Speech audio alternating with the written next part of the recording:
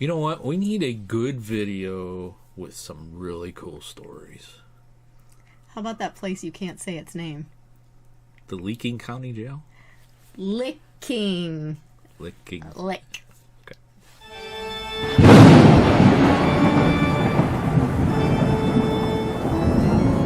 Hello there, Parapeeps, and welcome to another episode of Our Haunted Travels. I am your host, Sean Donnelly. And I'm your co-host, Marianne Donnelly. We thought it was time that we put out a video that has really great stories. Mm-hmm. Right? Yes. And one of those locations is the Licking County Jail. But before we get into that, if you're into the paranormal history, forensic, and travel type videos, don't forget to hit the subscribe button and ding that little bell so you'll hear from us next time we post a new video. So we are talking about Panic D number. We didn't jump in on that one. 1330. 1330, located at 46 South 3rd Street in Newark, Ohio. And it is the Licking County, the old Licking County Jail. Correct. We took a group with Dark Shadow Ghost Tours to this location in September of 2014 and investigated. I think it was August. Was it August? Oh, that's publication date. You're right. August of 2014. Put it in the database in September. Okay. All right. So before we get rocking and rolling, what do we do first? The history? That's right. Let's talk about the history of this place. So go ahead and watch this, and we'll be right back with some really cool stories. The old Licking County Jail, located in the heart of Newark, Ohio, was constructed in the year 1889, a time when the region was experiencing significant growth and development. The building was designed by the prominent architect Joseph W. Yost, who was known for his expertise in creating structures that were both functional and aesthetically pleasing. The jail is particularly noted for its distinctive Romanesque Revival architectural style, which is characterized by its robust and imposing presence. This architectural choice was not merely for visual appeal. It was also intended to convey a sense of authority and security that was deemed necessary for a correctional facility. The construction of the old Licking County Jail was a response to the inadequacies of earlier facilities that could no longer accommodate the increasing population and corresponding rise in crime rates in the area. As the community expanded, so did the need for a more modern and efficient correctional system to ensure public safety and order. The architectural design of the old Licking County Jail is a remarkable example of the Romanesque Revival style, featuring its robust stone structure that commands attention. The heavy masonry used in this construction contributes to its durability and gives building a fortress-like appearance. The arched windows, a hallmark of Romanesque architecture, are both functional and decorative, allowing natural light to penetrate the interior while maintaining a sense of security. At the center of the structure stands a prominent tower, which serves as a visual focal point and symbolizes the authority of law. The jail was designed to accommodate various inmates, including both male and female prisoners, a reflection of the evolving standards of the correctional facilities during the late 19th century. The layout included a series of individual cells, communal spaces, and areas designated for administrative functions, all intended to support the operational needs of the facility while adhering to the architectural trends of the time. The old Licking County Jail served as a correctional facility for over a century, from its opening in 1889 until its closure in 1995. Throughout its operational period, the jail housed a wide array of inmates, ranging from individuals awaiting trial to those serving out their sentences for various offenses. The conditions within the jail were often harsh and austere, reflecting the prevalent attitudes towards incarceration during that era. Many inmates faced overcrowding, inadequate sanitation, and limited access to basic needs, which were common issues in correctional facilities of the time. The jail's reputation for tough conditions made it a notable institution within the local justice system, and it became a focal point for discussions about prison reform and the treatment of inmates.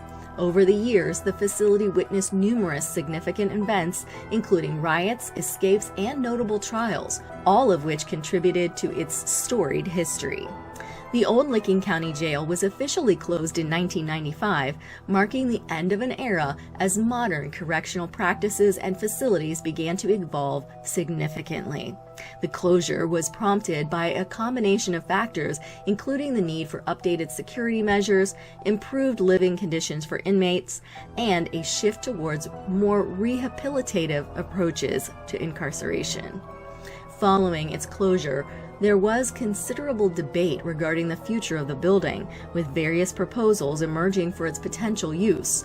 Some envisioned transforming it into a community center, while others suggested converting it into a museum dedicated to local history. Ultimately, preservation efforts gained momentum, driven by a desire to maintain the historical significance of the structure and its role in the community's past. These efforts included restoration projects aimed at repairing the building's exterior and interior, ensuring that it would remain a prominent feature of Newark's architectural landscape. Today, the old Licking County Jail stands proudly as a recognized historical landmark, attracting the attention of both locals and visitors alike. It is often featured in guided tours and community events that celebrate its architectural significance and its role in the history of law enforcement in the region. The building serves not only as a reminder of the past, but also as a site for ongoing education and exploration of the historical context surrounding incarceration and the justice system in Licking County. Various initiatives, including historical reenactments and educational programs, have been developed to engage the public and foster more profound understanding of the complexities of the justice system. The jail continues to be a point of interest for historians, architectural enthusiasts, and those just curious about the evolution of correctional facilities in Ohio, ensuring that its legacy endures. Okay, there you go. I should have said before we played the video that the images that you're seeing within the video is from the investigation. That's true. They were. Right? Mm-hmm. Okay. So let's talk about some stories that was not in the history that we learned while we're there. Maybe before we start about the... Okay, let's talk about the paranormal a little bit. We already have a couple videos out there, little clips, EVPs and things that was recorded while on site. I'll link to those below in the description and stuff like that. So this is like the third video related to this location, but it's the full video. Paranormal wise, here's some of the oh man, I got a ton of claims. All right. Sounds of footsteps have been heard on the second floor when nobody is there. The sound of a woman's scream, which we heard. Remember that? Mm-hmm. At the end, we were getting ready to leave. Yeah. Starting to pack stuff up and everything, and all of a sudden we're hearing this screaming. Yes, I do remember from that. inside the jail, and we kind of rushed out. We tried to record it, and it's like, yeah. Investigators have captured EVP of a spirit, saying their name was Carl. Investigators have captured the EVP of a spirit asking for help. Many people have reported the rush of energy and a feeling of being cold. Yeah, we get that a lot. Investigators had batteries drained with no explanation. We had that happen. Mm-hmm. Yeah, it was crazy. Investigators have recorded spirits saying the name was Davy. There have been many photographs and video of apparitions throughout the building. We didn't see an apparition here. We did not. But we heard that scream. Mm-hmm. I remember that to this day. Yeah. Mysterious heat signatures have been captured on thermal cameras. I did try the thermal camera there, and I don't think I got anything at the time. But it seemed like... So we took a group there, and we had to leave. Like, we got there, like, later, but we had to leave, like, earlier. And it seems like when we were getting ready to leave, things started to rock and roll, but we had to leave. Investigators have recorded the voices of former inmates responding to questions, and investigators have caught something say "mama" during a walkthrough. Mm-hmm. And when we were there, we also had... Oh, you're looking at... Okay. We also had one of the investigators play the harmonica, mm-hmm. and we we had some response to that. Yeah, they were singing along with it. Yeah. All right, so let's talk about some stories. Okay. We heard these when we were there. That's what's really fun when you go on. This was kind of like a ghost tour / hunt of a building. It's not like we rented we did rent the building out. Nobody else was there, but they took there was us somebody through there first, that told us about the told building us the stories and things and everything. like that. That's and then, like a cool part of when and you then do afterwards we had free reign of the building. All right. So one of them is related to, I can't see that last name. Etherington. Carl Etherington. In 1910, he was a dry agent detective. I bet you he was well loved. Yeah. Okay. Newark, Ohio was supposed to be a dry county, or Licking County was supposed to be a dry county. However, at the time, there were 58 bars operating downtown in Newark, Ohio, and long time there were many brothels and everything. The sheriff, police chief, and mayor were all on the take, and they always looked the other way and just let them happen. Yeah, so Etherington was brought in. Yeah, he was brought in to shut them down. Well, what happened? There was a little scuffle between him and the former captain of the police department, and a gun was drawn. Somebody was shot. Somebody got beaten up. And basically they put him in the jail for protection.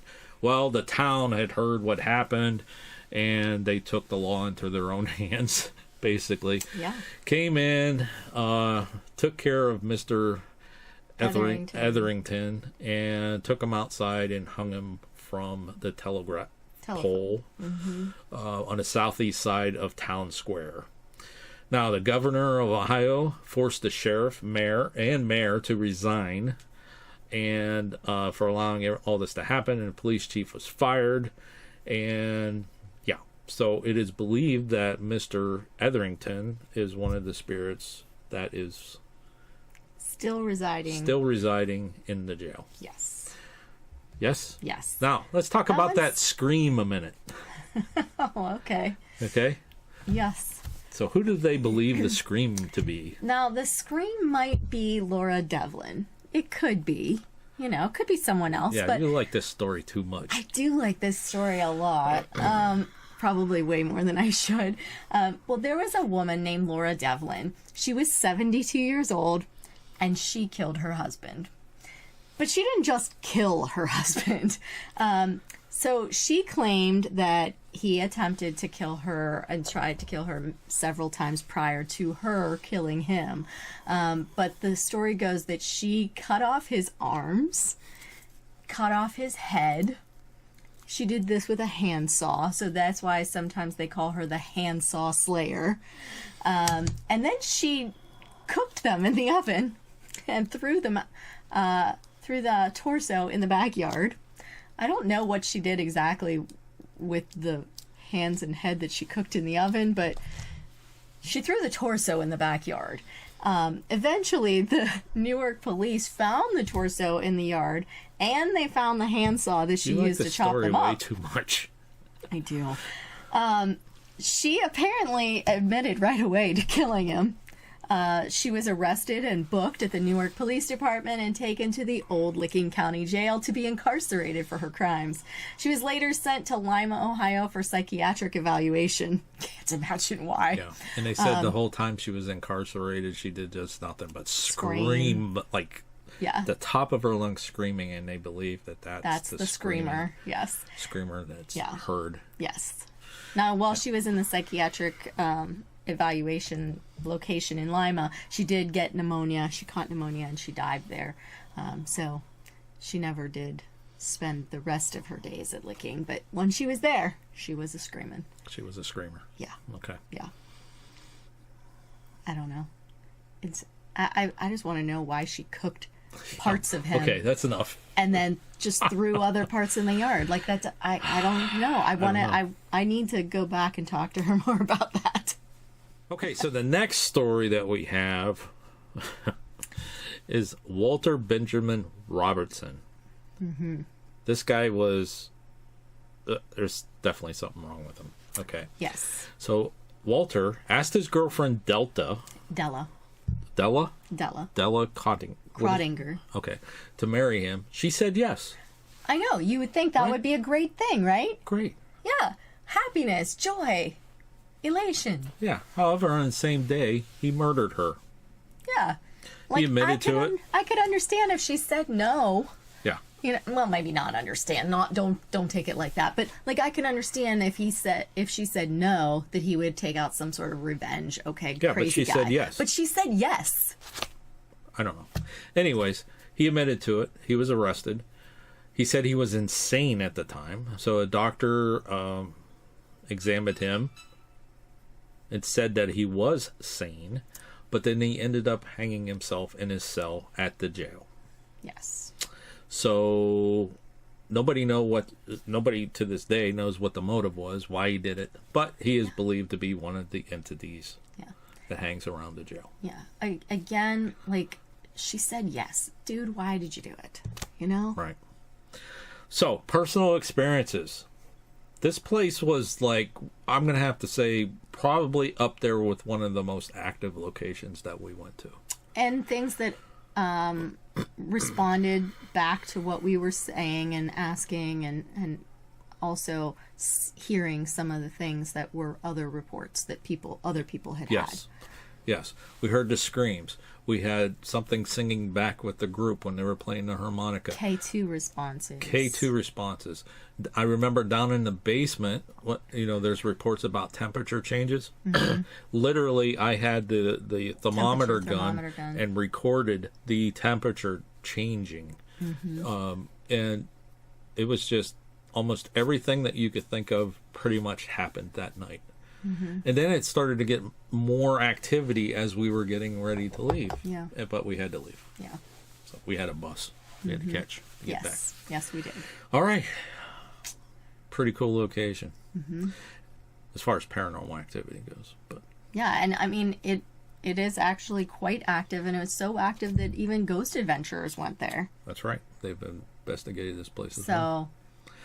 Okay, anything else you would like to add to this video? That was it. I added it. You just added it? I just added it. All right, folks. We're going to wrap it up. Till next time. Thanks for watching. And happy hunting. Let us know if you like this video by hitting that thumbs up. Also, if you'd like to see more videos from us in the future, support our channel by hitting that subscribe button and dinging that bell so you get notified the next time there's a video from Panic D Videos. Thanks for watching. Happy hunting.